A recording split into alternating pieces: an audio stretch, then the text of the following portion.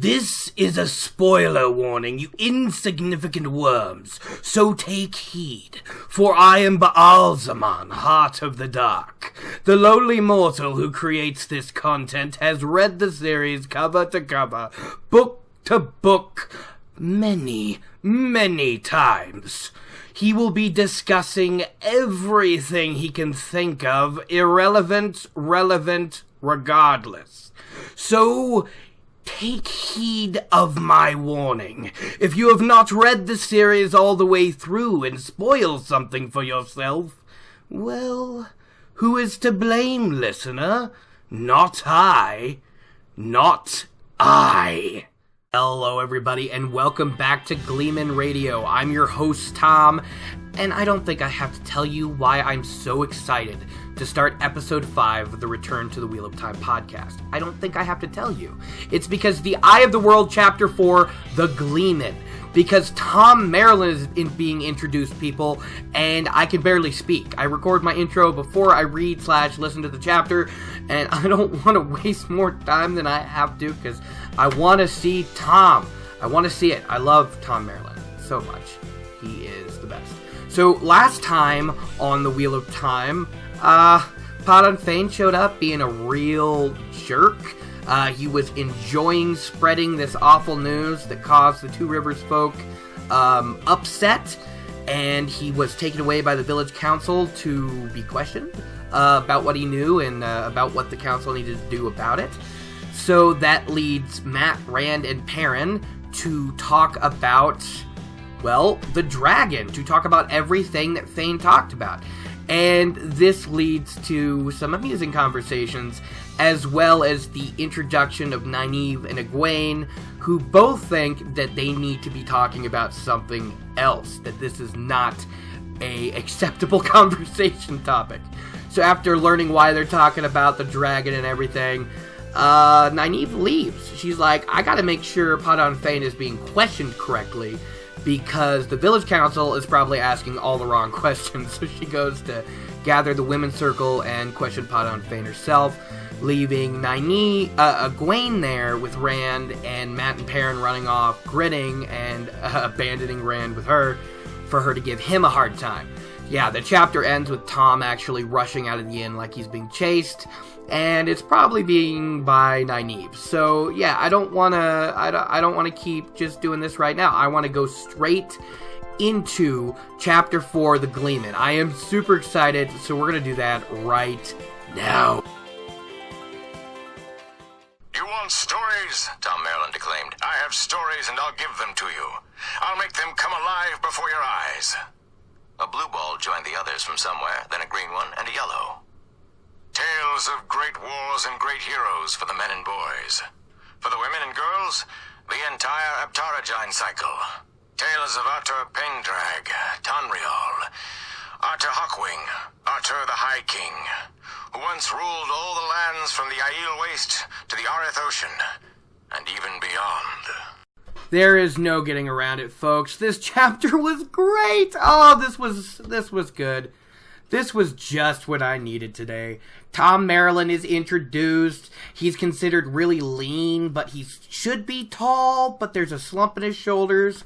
But he's unnaturally spry for someone of his age. And they're talking about his patch-covered cloak and his thick white mustaches and a face like a gnarled oak. And that doesn't seem very nice, does it? A face like a gnarled oak. I just assume that means he's kind of old and lined and maybe looking a bit weathered in the face, maybe got the tan. He sleeps in hedges. He's admitted himself more than once, so no sun protection, living in the outdoors a lot. Yeah, I bet Thom wouldn't be looking at his best. Don't, it just seems so mean. I don't know. When I think of Thom Merrilin, I think of the best Gleeman / court bard that is introduced in the entire series. I mean, we meet Asmodean later, trying to be a Gleeman, and not being anywhere near as good as Thom, and he gave his immortal soul for music, so I don't know. I imagine Thom, and I imagine, the guy who was Morgaze's lover. who was dating this 20-year-old apprentice Gleeman who was caught Moraine's interest. I don't know. The gnarled comment got me off guard, and I shouldn't have. I knew he was an old man. We learned that kind of his patch-colored cloak, not colored cloak, his patch cloak is kind of a symbol of his office as a Gleeman. They describe, Rand thought that the way Bran Alvear described the cloak in an earlier chapter, that, you know, since it was covered in all these patches, that it must be thin or raggedy or something. But no, he's thinking it's quite thick, it's quite good, warm, and that the patches must be a form of decoration, which he is correct. Thom is described as having this really big coat with baggy sleeves and big pockets, all obviously for his sleight of hand and his parlor tricks that get him a lot of good stuff. He has blue eyes, which is commented on from Rand especially, because apparently Thom is the first light-eyed person he had met other than himself, which confuses me because doesn't Lan have blue eyes? Did he not see Lan's eyes in chapter 2? I don't remember. But regardless, he's taken away because Lan does have blue eyes, but Thom Merrilin has bright blue eyes, and he'd never seen light eyes before. So apparently the Coplans used to tease Rand about his light-colored eyes. Sounds like something the Congers and Coplans would do. That is, until Rand knocked them on their ass. So we got that fun little story. And honestly, I love how Thom comes out and his first thing is complaining. His voice is deep, louder than you'd expect, but not in a bad way, and resonant even in the outdoors. And he comes out complaining, which totally seems to give direct evidence of why he ends up getting on best with Matt later on in the series, doesn't it? He comes out complaining about Nyneave.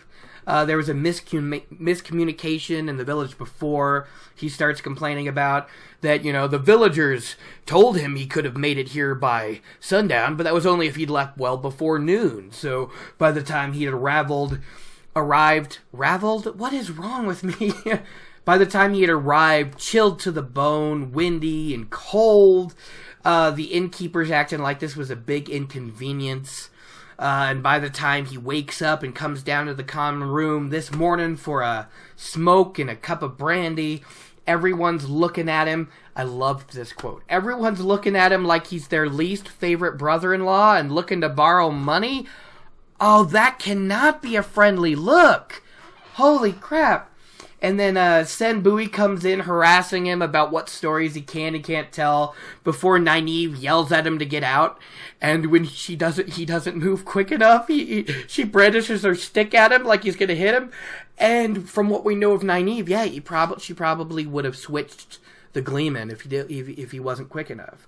Which, again, very funny. Thom is introduced, complaining and orating about it, and it's funny, and he's complaining about Nyneave, and the young folks actually kind of gather to explain. They're like, well, we're sorry, Master Gleeman, the Podon Fane showed up, and there's news, and that was our wisdom. And he's like, what? I thought I recognized Fane in there, which means Thom Merrilin knew Fane.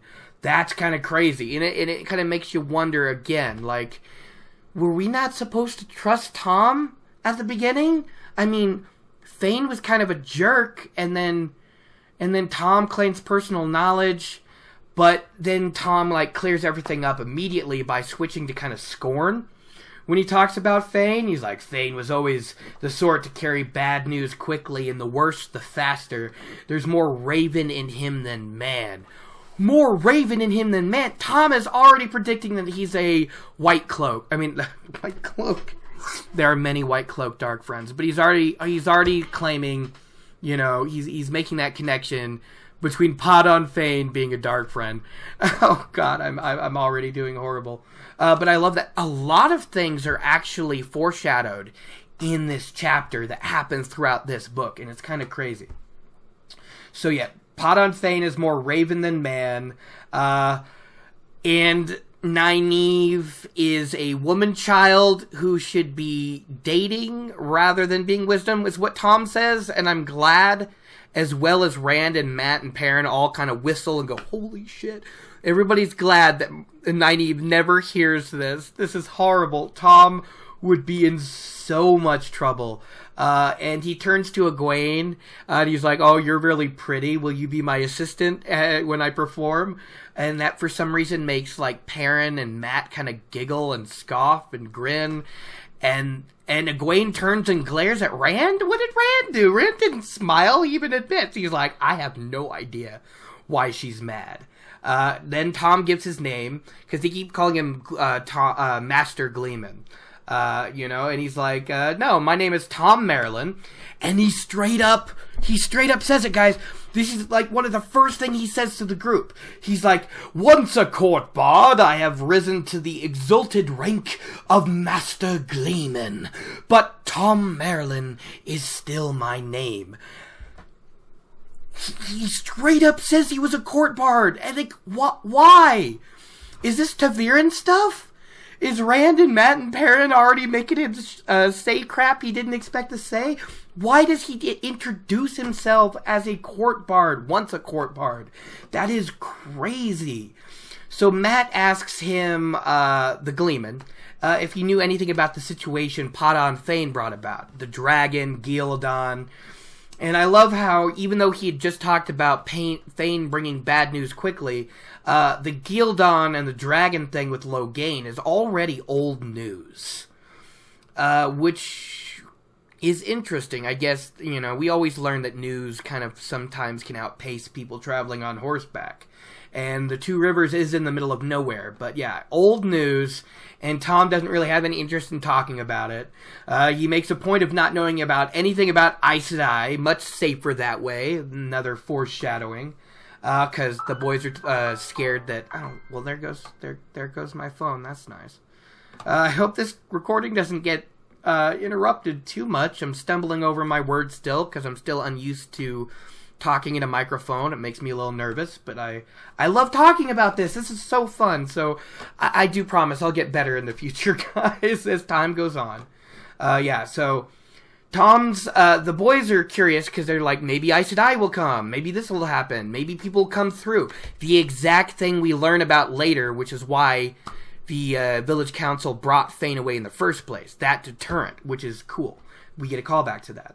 But yeah, Thom's like, I don't know anything about Aes Sedai. I don't want to know anything about Aes Sedai. I brought that up, 4 or 5 times now? And then we get another cool quote from Thom. In wars, boy, fools kill other fools for foolish causes. I am here for my art.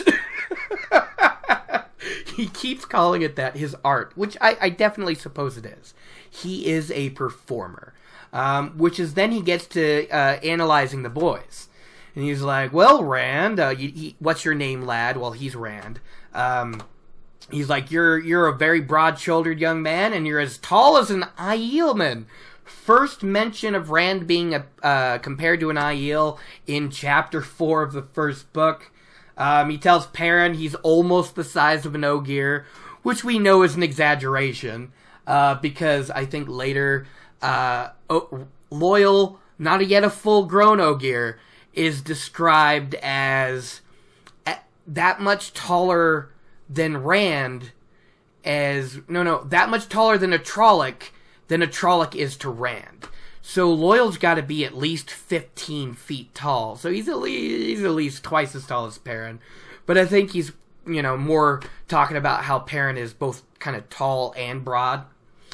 And then that's when Perrin kind of makes a fool out of himself here, and it's so sad. He's like, my name is Perrin Aybara, Master Gleeman, and not nearly as tall as an Ogier.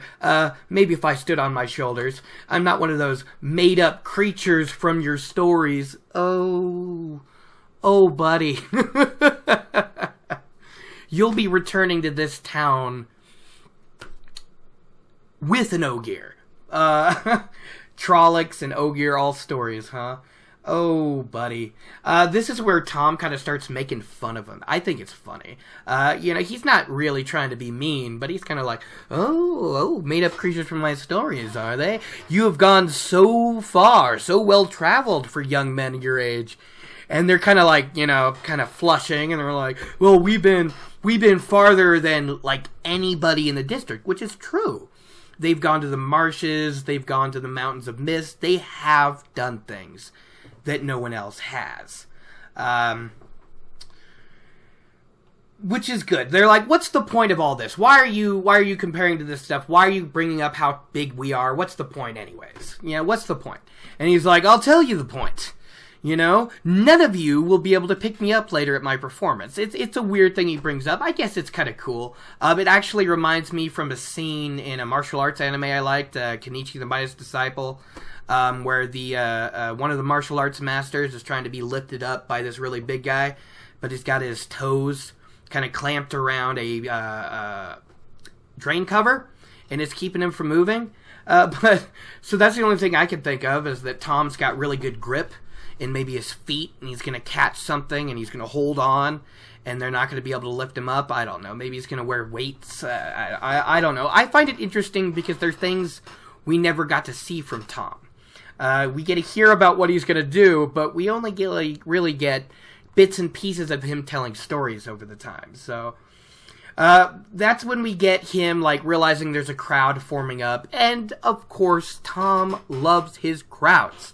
So he straight up somersaults onto this rock or ledge. I don't remember what it is. Table. He somersaults onto something, and he starts juggling, and everyone's delighted about it. This is where, around here is where my clip comes in for the beginning of this chapter.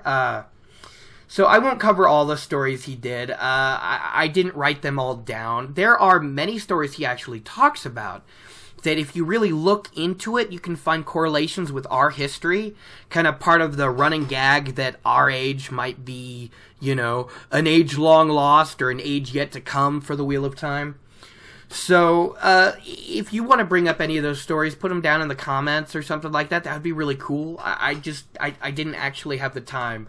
Taking my notes took enough time, and I'm already running late. He's talking about all the stories he has, and he brings up specifically Green Man, Warders and Trollocs, and the Aiel. All of things which are introduced and mentioned in this book, which I find really interesting. The Aiel don't spend a lot of time in person in this book, but we do get the story from the traveling folk about the Eye of the World being blinded, if you remember. So we do get introductions. The Green Man, Warders and Trollocs, and the Aiel. These are all major...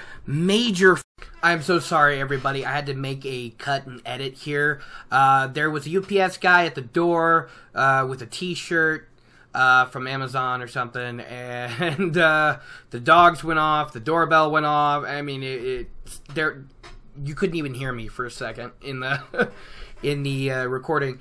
So, yeah, the Warders and Trollocs, the Green Man, and the Aiel, these are all huge plot points for the Eye of the World, and that is just so cool that it's shoehorned right here. I absolutely love it. So this is at the point, again, where we start getting why are Rand and Egwene a thing?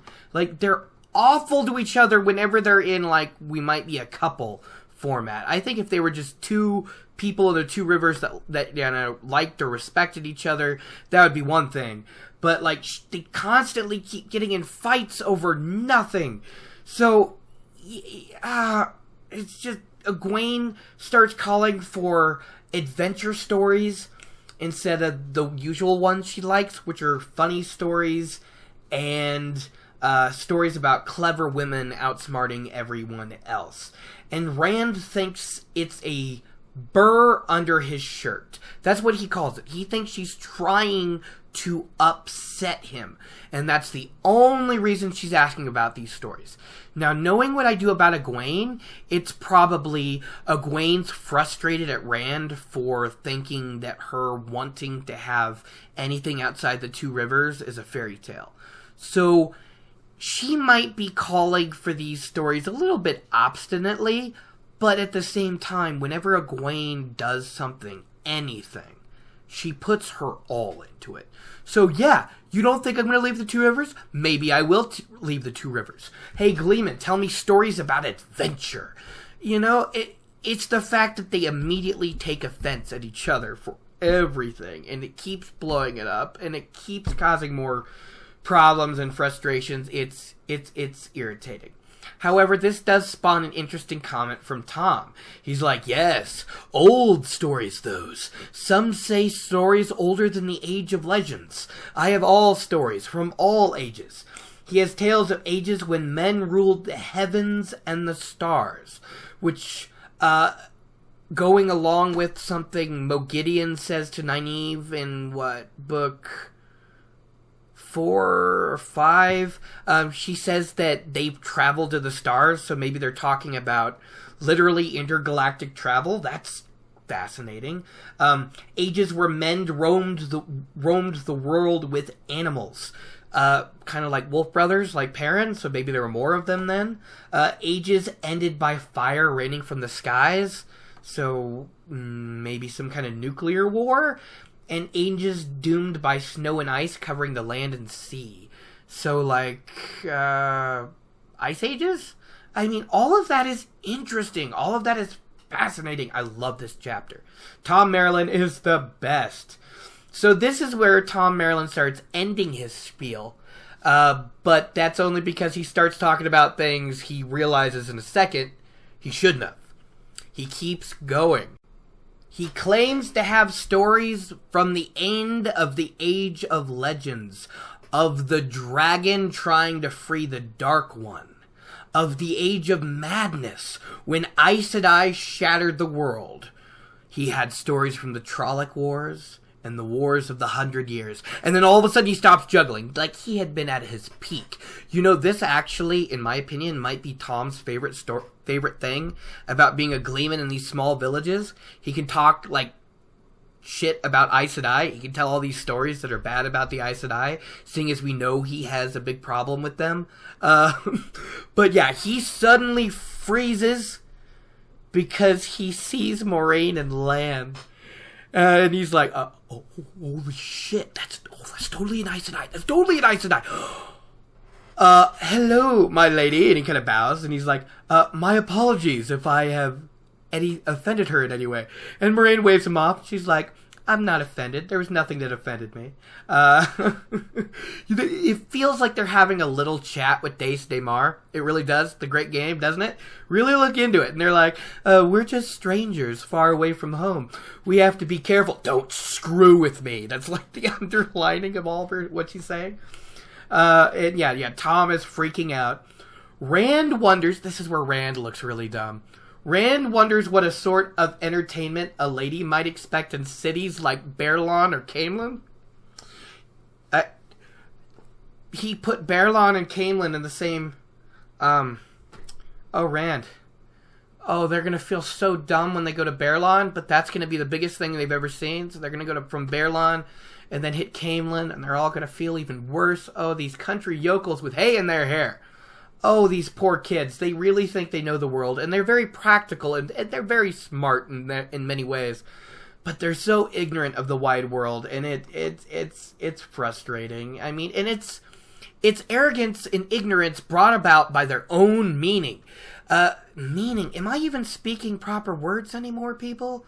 Rand says earlier when Egwene is wanting the adventure stories that, can't she understand the difference between dreams and reality? Can't she understand that the outside world is no place for Two Rivers folks? They want this seclusion. They want to be separate from the outside of this world. But when they go out there, they just feel so stupid, and they look so stupid. Oh, God. I need to go on to my notes and figure out what I'm talking about next before I talk on forever about stuff that does not matter. Moraine's like, some stories I like, some I do not. Make sure you tell the right ones, Gleeman. You know, that part's unsaid, but Days Daymar and those eyes, and Moraine is awesome. Yeah. You just feel like they're having unspoken conversations since they're both masters of the great game. Yeah, Thom, like, super low bowed. Oh, my lady, there'll be no problems at all. All my stories will please. So, yeah, he's not going to be telling his favorite stories now. It's around this time that Moraine walks away, and Thom is ignoring all the villagers, all the Emmonsfielders. They're all calling for juggling and tricks and stories and songs. And Thom is just ignoring all of them as he stares after Moraine and Lan. And this is where the village council exits with Nyneave. No Fane. Fane's obviously enjoying his warm, mulled spice wine. I hate Fane. He should not be enjoying anything in the Two Rivers. So, yeah. Thom exits, going straight to the inn. We don't see Thom again, I don't think, until Rand comes back. And, we learn as Rand approaches the village council that Bran and Nyneave are arguing, and it really sounds like Nynaeve's trying to get Moraine kicked out of town.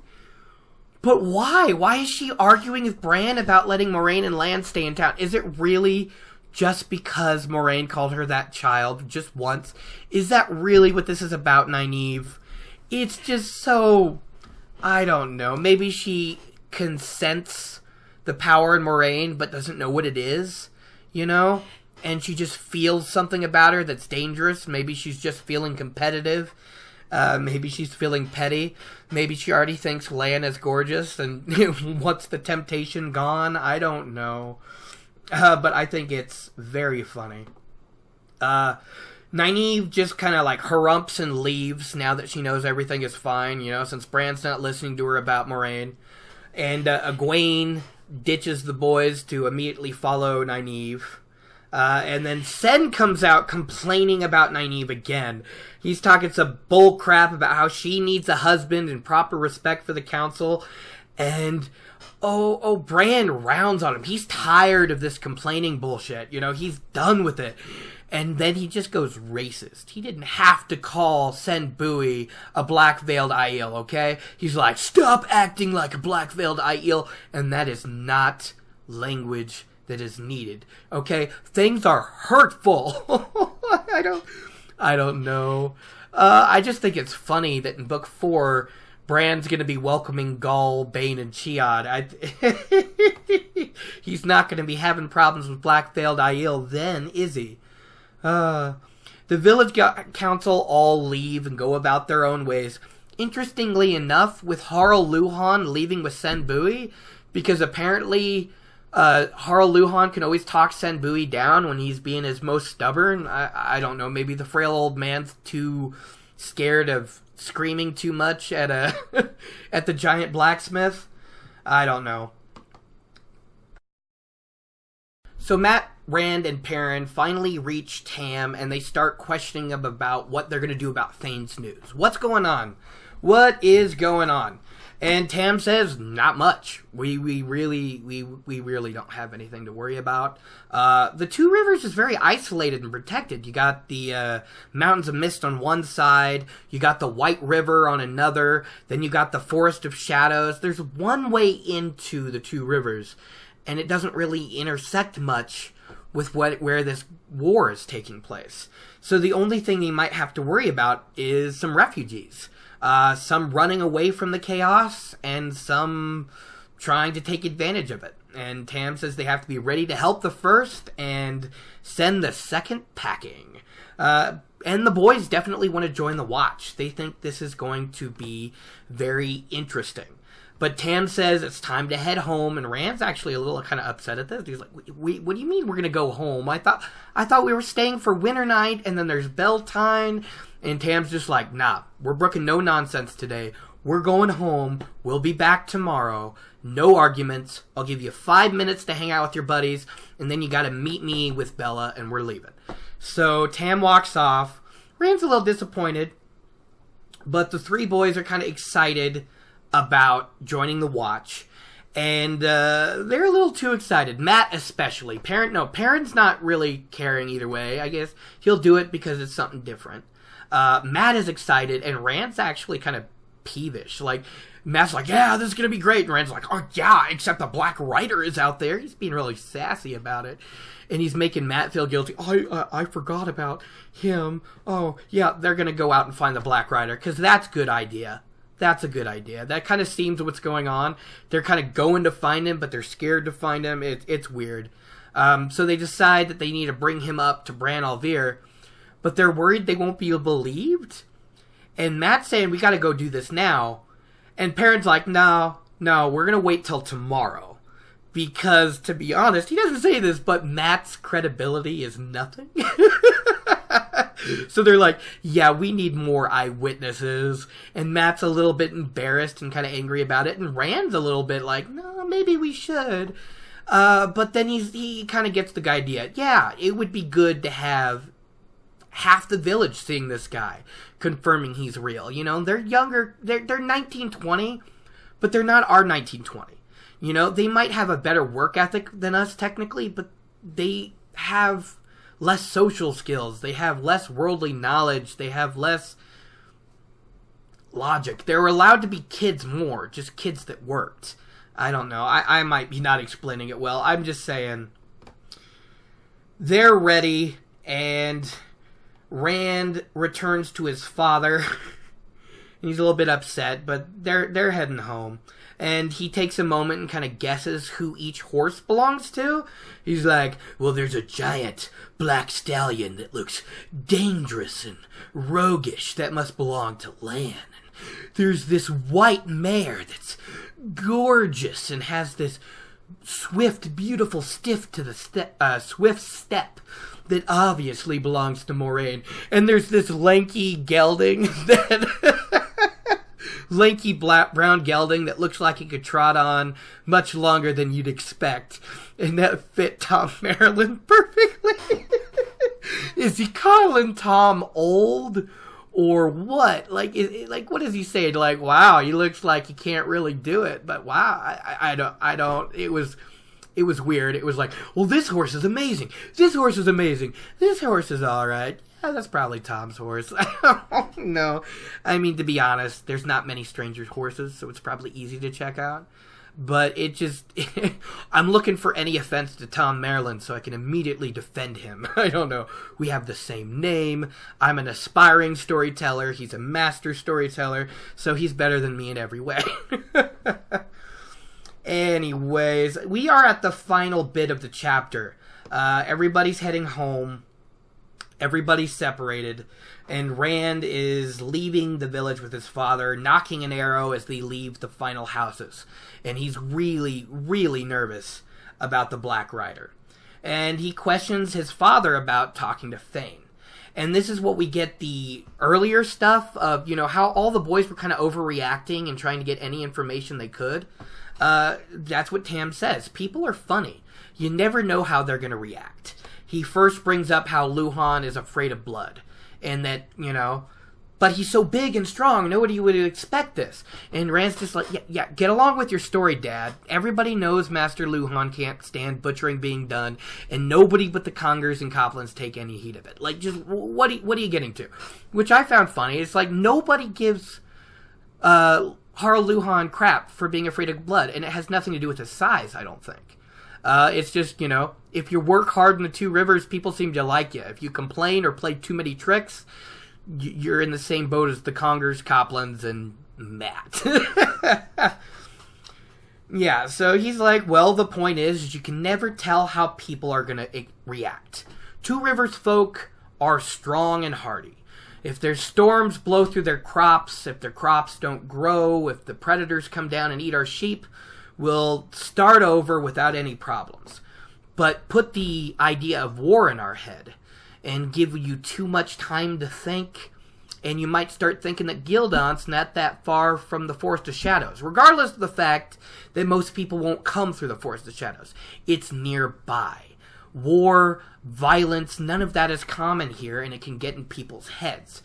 So by seeing the Council bring up all the Aes Sedai and Dragon and fear first, and then quickly take Fane away and handle it, and come out with their own decision, they're able to set everyone's minds at ease, because they were elected for that very reason. That people can expect them to have their head on their shoulders. Then he makes this little joke of, well, that includes Whit Conger and not Billy.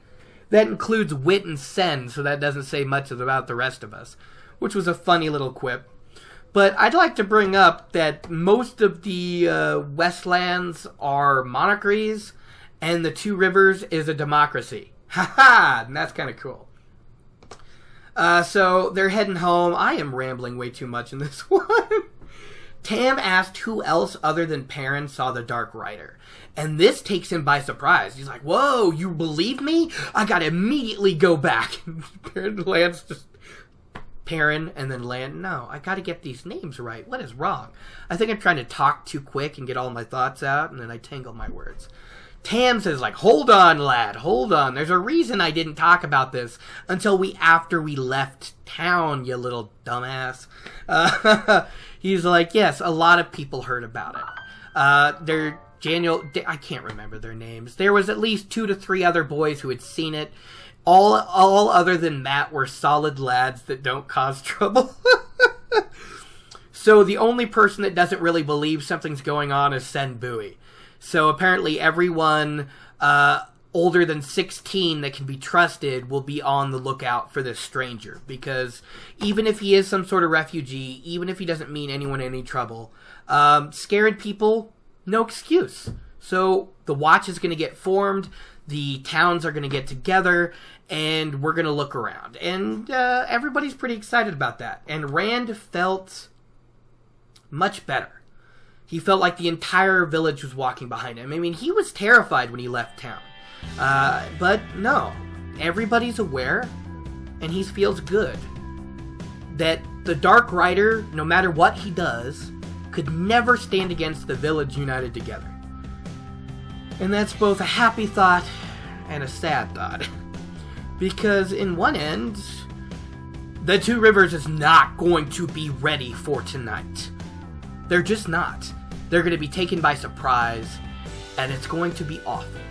But there's going to be, I don't think, any casualties. I guess we'll have to see. I think a bunch of people got hurt, but I don't think anyone died. But the second time Trollocs come to the Two Rivers, they'll handle it. And way, way, way more than one murder.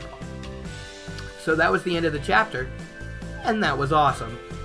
And with that, we conclude our first week of Gleeman Radio, the Return to the Wheel of Time podcast. We're going to be doing these Monday through Friday as long as I can keep it up. There might be a few times, guys, where I fall behind for a day or something, or an emergency might happen, and I might not be able to get to it. However, I am going to try to record a little bit ahead and maintain this, because to be completely honest, I am having a blast. And I hope that comes through on the podcast. I hope you are enjoying it. So, as always, I guess, with this first week, I'm going to end this video, or audio, with a request. If you are into drawing and into art, because I can't draw a stick figure without people laughing at it, draw something of the Wheel of Time. I don't think there's enough Wheel of Time fan art in this world.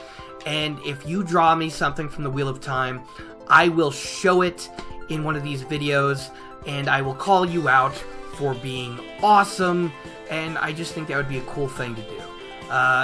Do it if you want, do it, don't if you don't. It really doesn't matter. I just want to put it out there and see if people respond. The same with my spoiler intro. If you guys want to impersonate what you think any character in this series sounds like, record that as a spoiler intro for Gleeman Radio, and send it to me at gleemanradio.com. I never do this right. gleemanradio@gmail.com. Send it to me there, and I would love to put it up as my intro if you'd like to do that. I think it would be fun. Just make sure you don't make me guess who you were recording. It would be embarrassing for everybody. You might be able to pull it off in your dialogue, and that would be cool, but make sure I know for a fact so I can give you all the credit you guys deserve. Okay? So, take care now. Peace out. I'm done. The next one's on Monday.